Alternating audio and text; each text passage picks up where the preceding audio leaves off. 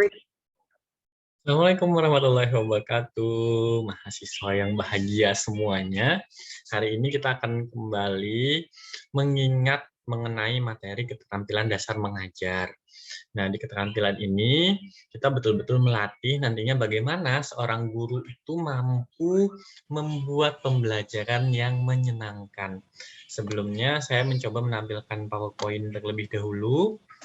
Jadi di PowerPoint ini cukup jelas nanti ya, sebelum kita ke keterampilan dasar mengajar, saya ingin menjelaskan dulu apa sih sebenarnya yang lebih penting daripada sebuah keterampilan dasar mengajarnya. Secara umum loh, keterampilan dasar mengajar kalian sudah kenal ada 8 keterampilan. Nah, sekarang saya akan coba mengenalkan kepada kalian bahwa yang namanya keterampilan mengajar itu tidak akan bisa terlaksana dengan baik tanpa adanya pemahaman mengenai komunikasi. Jadi di awal ini saya akan menjelaskan dulu mengenai komunikasi. Sebenarnya tujuan dari mata kuliah ini kita pastinya ingin mendemonstrasikan dan nantinya kalian harus bisa menerapkan, mengimplementasikan keterampilan dasar mengajar sesuai dengan mata kuliah ini. Jadi nanti sesuai dengan tema-tema yang kalian ambil secara tepat dan menarik. Poinnya tepat ya. Jadi penggunaan keterampilan dasar mengajar itu tidak mesti juga semua muncul dalam satu kali praktek mengajar. Jadi ada step-step yang nantinya ini harus digunakan, ini ditinggal, atau sebaliknya. Nah, kemudian kemasannya juga harus menarik, itu poin yang paling penting. Oke, sebelum kita ke keterampilan, saya kembali ingin menegaskan apa itu komunikasi. Komunikasi adalah proses penciptaan arti terhadap gagasan atau ide yang disampaikan. Jadi komponennya itu nanti ada pengirim pesannya, atau kita sebagai pendidik, kemudian isi pesannya, ada materi di sana, kemudian penerima pesan, siswanya, dan yang terakhir ada media. Media ini yang membantu memfasilitasi. Jadi sebagai pendidik kita tidak dibenarkan tanpa adanya media sama sekali. Mengajar asal masuk, kemudian menjelaskan materi, anak paham menurut kita, selesai. Tentu itu tidak dibenarkan ya. Jadi ada setidaknya 4 unsur atau komponen ini yang harus dimasukkan ketika kita melaksanakan pembelajaran atau komunikasi. Komunikasi itu pada dasarnya menurut satu teori yang lain juga kita benarkan ada 2, model linier, model sirkuler. Linier itu lebih kita kenal dengan komunikasi satu arah, kemudian sirkuler itu lebih kita familiar dengan istilah multi arah. Jadi anak-anak semua bisa kita libatkan sampai nanti semuanya bisa aktif, model sirkuler. Mana apa yang bagus? Dua-duanya bagus tergantung kondisi.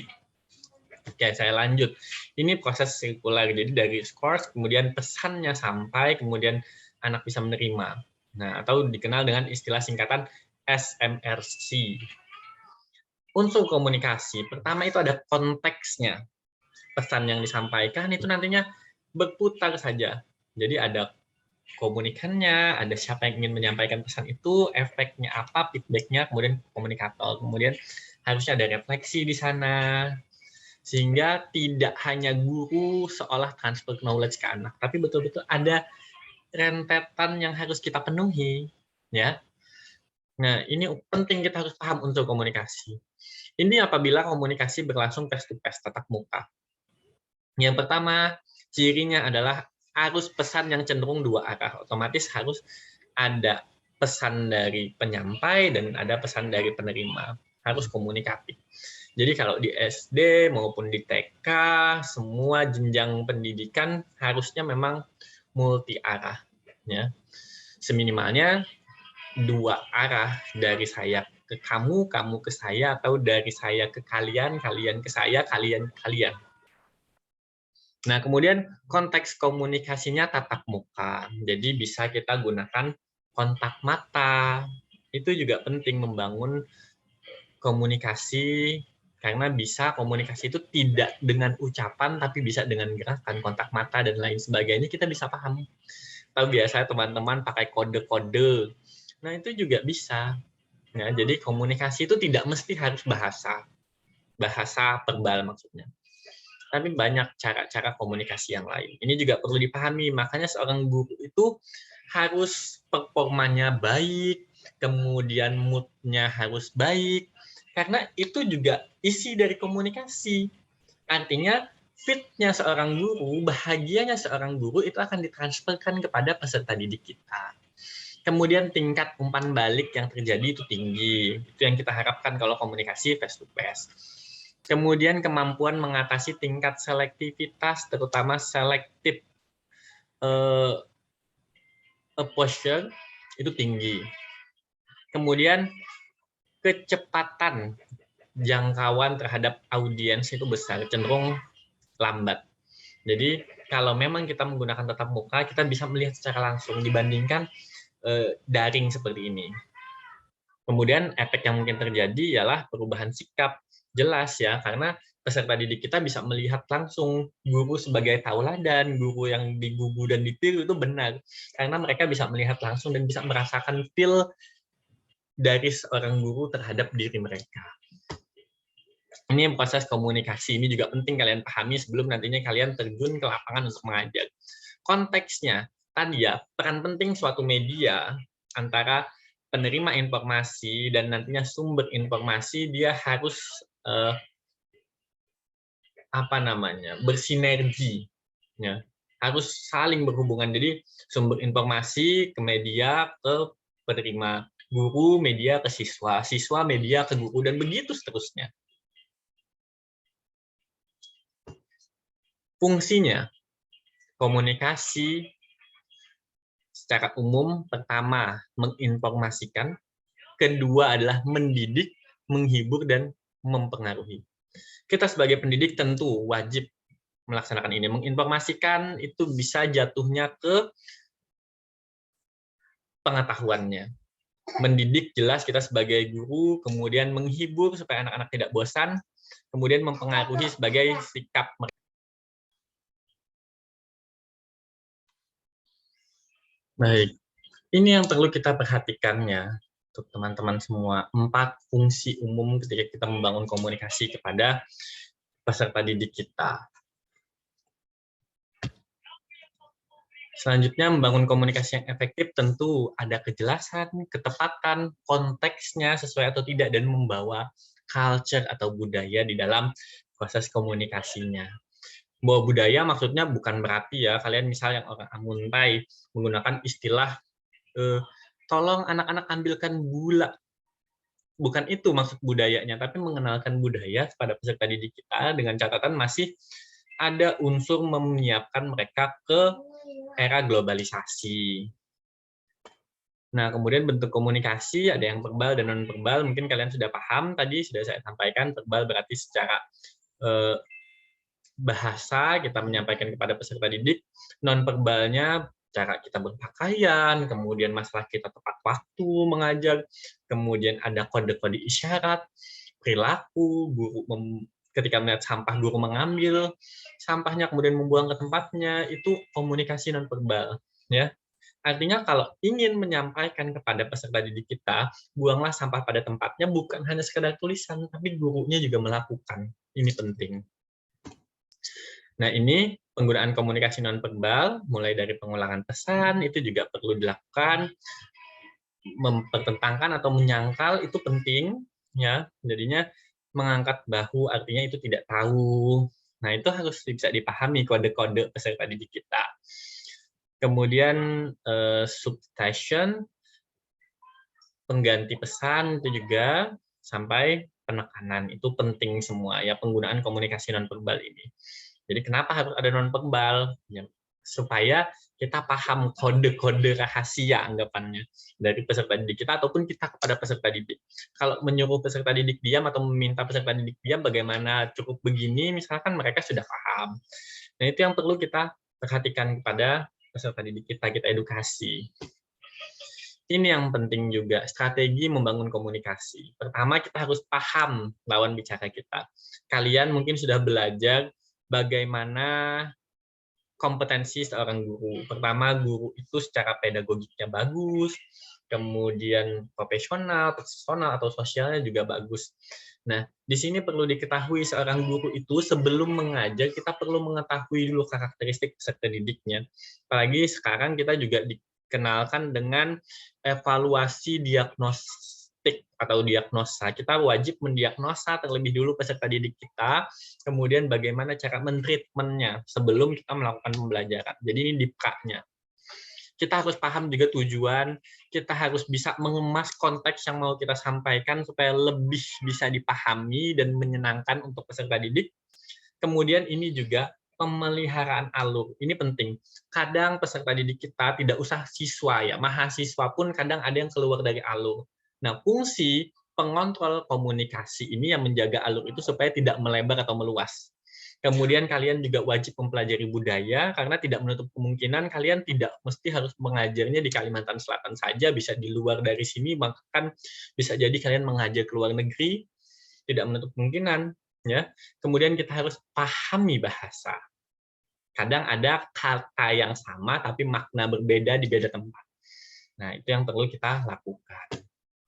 Jadi kegiatan komunikasi ini setidaknya kalau menulis itu bisa diproseskan dalam pembelajaran 5%, kemudian membaca 10%, berbicara 35%, mendengarkan ini bisa lebih banyak sampai 50%. Karena otomatis ketika ada yang menyampaikan semua mendengar, ketika kalian menjelaskan semua mendengar. Jadi mendengar otomatis kita anggap yang paling banyak. Ini menurut salah satu penelitian. Efektivitasnya bahasa tubuh itu 55%.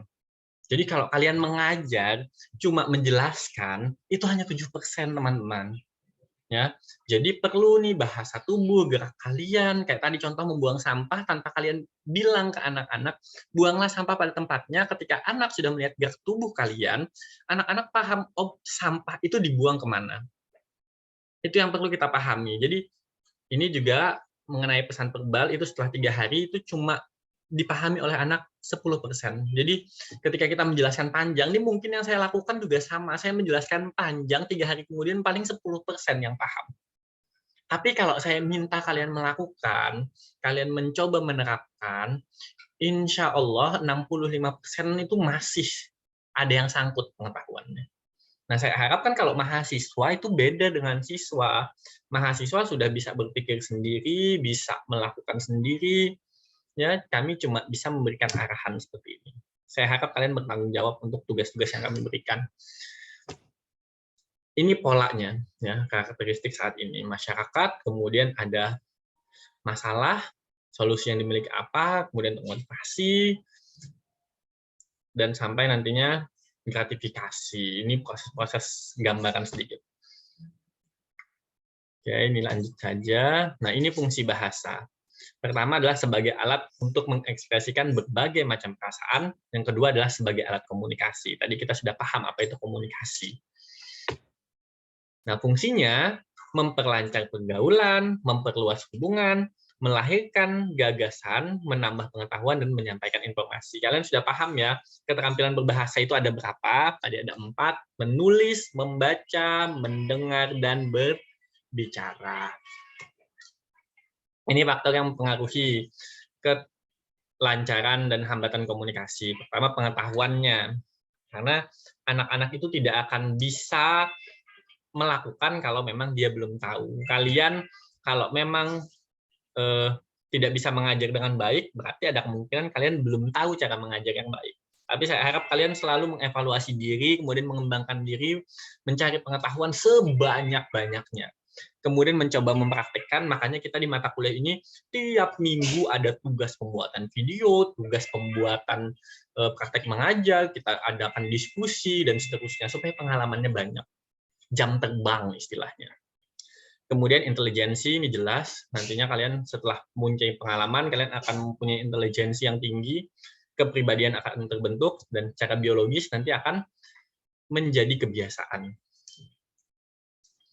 Hambatan-hambatan dalam komunikasi, biasanya ada psikologi, minatnya tidak, tapi saya harap kalian sudah sampai semester ini, minat kalian sudah jelas, ingin menjadi pendidik, kalaupun tidak menjadi pendidik di satuan pendidikan, di sekolah, setidaknya kalian menjadi pendidik untuk keluarga kalian, pendidik untuk diri kalian sendiri.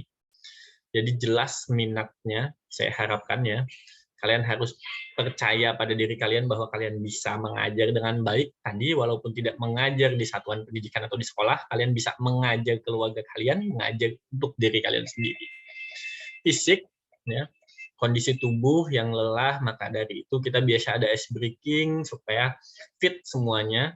Budaya ini juga kadang hambatan dalam komunikasi, karena ada komunikasi secara bahasa sama, tapi makna berbeda. Kata nilai, norma, itu perlu kita pahami. Kemudian lingkungan. Nah, ini diantaranya yang mungkin bisa menghambat komunikasi. Jadi teknik menarik perhatian itu bisa dengan membangkitkan minat, ya, memudahkan membuat keputusan. Jadi sebagai seorang pendidik kita bisa menyimpulkan dengan baik apa yang sudah didiskusikan oleh peserta didik kita. Nah, ini teknik bicara. Kalian bisa saja nanti sambil searching, ya. Mulai dari kita menarik napas, kata orang Banjar itu benganga dulu sebelum berpandir. Nah, tarik napas dulu sebelum kita mulai bicara, supaya apa yang ingin kita sampaikan itu ada tataannya. Kemudian sudah direncanakan, makanya kita di dalam dunia pendidikan itu mengenal ada transkrip pembelajaran, itu sudah ada naskahnya, apa yang mau kita lakukan, dan naskah tersebut tidak mesti harus 100% sama, nanti ada input di dalamnya, ada plan A, plan B, dan seterusnya. Vokal bisa diatur, nanti ada keras, ada tinggi, ada intonasi, kalian sudah belajar keterampilan melakukan variasi, kemudian menggunakan kata-kata sehari-hari itu juga bisa, ya, disisipkan, bukan menjadi kalimat-kalimat utama dalam pembelajaran. Kemudian meratakan pandangan dari berbagai arah komunikan. Jadi mata itu penting, harus dilihat semua siswa kita di dalam kelas. Ini keterampilan berbicara, percaya diri itu penting. Semua saya rasa percaya diri, tinggal kalian mau atau tidak saja lagi. Berbicara dengan jelas dan perlahan, ya, supaya step by step itu jelas. Bicara dengan wajar, ada irama di dalamnya, tarik nafas, ada kataannya, kalau perlu kalian bisa sambil minum terlebih dulu sebelum bicara. Nah, hindari kata-kata itu sering sekali terjadi saat presentasi pun juga sering, ya. Tidak apa-apa, karena ini proses membangun pengalaman kalian. Hal yang menarik, pakaian, pandangan mata, raut muka, sikap badan. Ada guru yang mengajar loyo, sikapnya tidak energik. Nah, itu penting, ya. Kemudian suara, senyuman, berjabatan tangan, ini teorinya ada, penelitiannya ada. Maka dari itu, kadang di sekolah juga menerapkan salim sebelum masuk. Di masa pandemi bagaimana? Kalau bisa diatur sedemikian rupa, entah nanti dibangun komunikasi kepada orang tua, kalian sudah jaga kesehatan, bangun kembali rasa saling percaya antara pendidik dan peserta didik. Berjabat tangan itu penting. Ya, apalagi kalau di Islam itu kan menggugurkan dosa dan seterusnya. Tunjukkan rasa daya tarik yang tulus ke anak-anak. Selamat pagi anak-anak. Ya, silahkan masuk. Bagaimana pengalaman kalian? Itu dibangun sedemikian rupa. Nah, ini hal yang perlu diperhatikan guru ketika mengajar. Pertama, tujuan tadi harus jelas, respect guru, kemudian keteraturan dan konsisten. Guru itu penting, ya. Jadi kadang ada guru yang pelin-pelan. Saya pun kadang-kadang juga ada, tapi kita usahakan tidak, ya, konsisten. Berlaku adil. Ini adil tidak mesti sama, catatannya begitu. Tapi kalian bisa memaknai adilnya masing-masing.